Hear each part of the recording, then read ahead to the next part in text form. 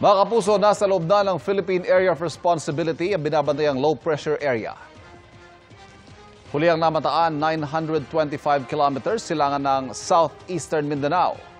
Hindi pa rin iniaalis ang posibilidad na maging bagyo ito. Kung sakali, ay tatawagin bagyong kabayan. Ayon sa Pag-asa, amihan, easterlies at localized thunderstorms ang nakaapekto ngayon sa bansa. Dahil sa amihan, nakataas ang gale warning sa seaboard ng Northern Luzon kaya delikado maglayag ang mga maliliit na sasakyang pandagat. Batay sa rainfall forecast ng Metro Weather, umaga pa lang makakaranas na ng pagulan ang Northern at Southern Luzon.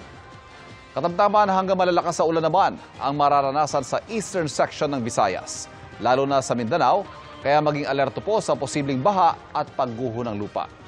Mababa naman ang tsansa ng ulan sa Metro Manila pero posible pa rin ang thunderstorms. Mga kapuso, patuloy na tumutok sa mga balita. Mag-subscribe sa GMA Integrated News sa YouTube. Sa mga kapuso abroad, samahan nyo kami sa GMA Pinoy TV at sa www.gmanews.tv.